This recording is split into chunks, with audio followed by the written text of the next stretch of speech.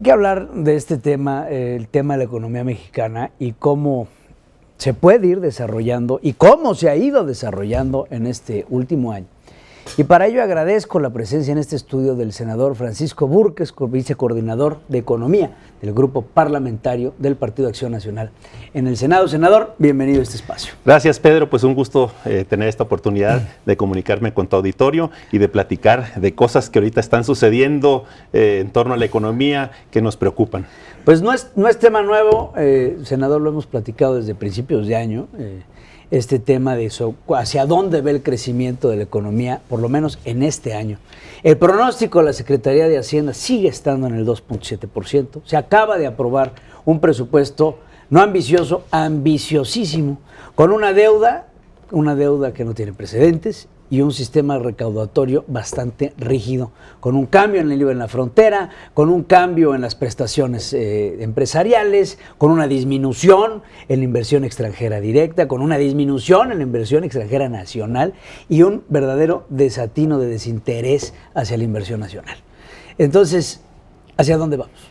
Se está gestando, a mi juicio, Pedro, una crisis financiera, como las que ya conocimos en el pasado. En el pasado cuando gobernaba el PRI, hay que decirlo. ¿Qué está pasando? Que se le apostó a que el gasto público fuera el motor del crecimiento económico y la generación de empleos. Y ese gasto público alimentado por más impuestos y por una enorme deuda. Ahora, hablando de un gasto público que en realidad el primer año de gobierno hizo un claro subejercicio, y el segundo año de gobierno parece ser que el gasto público está un poquito retenido para poderlo liberar en este último trimestre. Entonces, ¿dónde está la apuesta? Bueno, pues optar por ese camino significa que en estos tres presupuestos, o sea, digamos que en la primera mitad de este gobierno, hemos aprobado, porque hoy en la madrugada se aprobó el presupuesto del año 2015, el presupuesto de ingresos, y con esto el gobierno va a haber crecido en los tres primeros años 26% sus ingresos. Y los ingresos de las familias, el poder adquisitivo de las familias mexicanas, ha decrecido 5%. Hay un tema que la semana pasada salió justamente los indicadores que presenta empresas mexicanas, una de ellas Bimbo, en donde nos habla de una disminución importante en el consumo nacional, sin embargo un aumento en la compra que hace en la adquisición de Canada Bread, pero de todos modos, Bimbo nos reporta una baja, Walmart reporta bajas, Comercial Mexicana reporta bajas, Soriana reporta bajas. Vamos, la compra de la gente que hace en el súper y que de repente llega a la caja y dice, híjole, ¿sabes qué? Esto lo voy a sacar porque no me alcanza. Las familias, por la reforma fiscal, pues están pagando y desplazaron recursos de sus ingresos al gobierno. El único que tiene recursos es el gobierno, pero la economía no se mueve.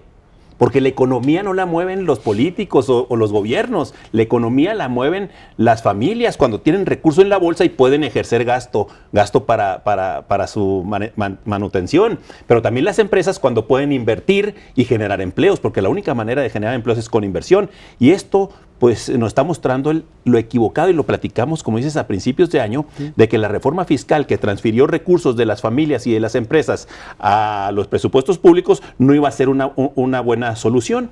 Y si a esto le agregamos que hay un entorno internacional complicado, el petróleo a la baja, se acaba de bajar en los últimos meses 25% los ingresos del petróleo, la principal fuente de ingresos del gobierno mexicano.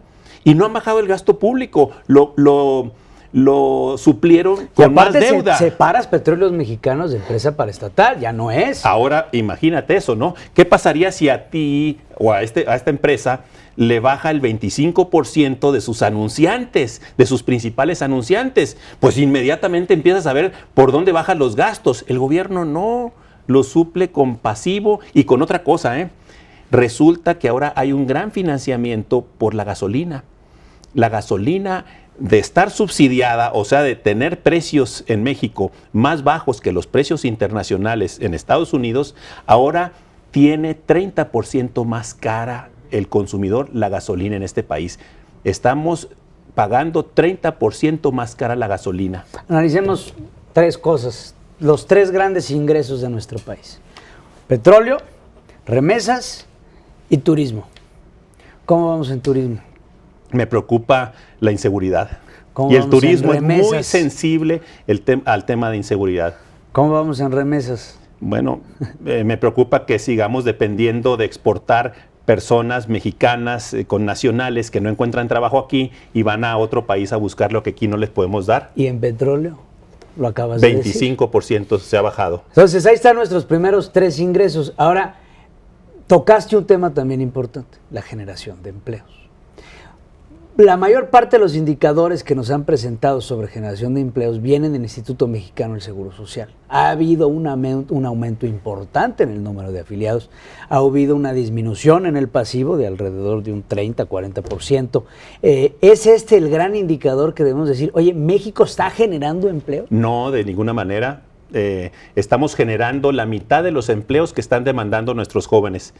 En el año se están sumando, y eso es un beneficio, sería un beneficio a muchos países, porque nuevas generaciones de jóvenes dispuestos a trabajar son oportunidades de generar riqueza en un país. Estamos sumando 1.200.000 jóvenes por año a la demanda de trabajo. Y resulta que nomás estamos dando 600.000 empleos, la mitad. Eso es lo que está generando la economía mexicana. Entonces, el crecimiento de este año no lo vemos que va a llegar ni remotamente al 2.7%. No, este año va a estar, yo digo, abajo del 2%. Y tenemos una planeación el año pasado fue de 1. Del 1.8, 1.7. Y tenemos el próximo año 2015, en donde ya la Secretaría de Hacienda, ya todavía no empieza el año, y ya hizo una reducción. Ahora, ¿qué tenemos como camino? México tiene un gran potencial. México tiene gente muy buena para trabajar. Las plantas internacionales que operan en este país, su planta mexicana es mejor que las plantas de Norteamérica, que Europa o que Asia. ¿Qué necesitamos? Necesitamos que se libere la camisa de fuerza que le han puesto a la sociedad civil con menos impuestos. El dinero lo necesitamos en las familias y en las empresas, no en los presupuestos públicos. Necesitamos gobiernos que bajen su gasto corriente, su gasto que hoy está financiado por toda la gente que trabaja. Y en ese sentido, este país puede ser un país que crezca verdaderamente a tasas del 5 o 6% y generen los empleos y el ingreso que necesita la gente. Y es importante que a nivel recaudatorio seguimos en un estadístico en donde 6 de cada 10 mexicanos no pagan impuestos. Bueno, ¿y por qué no pagan impuestos? Porque si esos mexicanos, el plomero o el pequeño comerciante de un mercado de abastos o un taxista que se anda moviendo ahí, se mete a la formalidad, con los costos que implica esa formalidad, con las regulaciones y los impuestos que le pone el gobierno, no podrían subsistir. No es negocio. Senador Francisco Burques, vicecoordinador de Economía del Grupo Parlamentario del Partido Acción Nacional en el Senado. Muchas gracias, Muchas gracias. Pedro.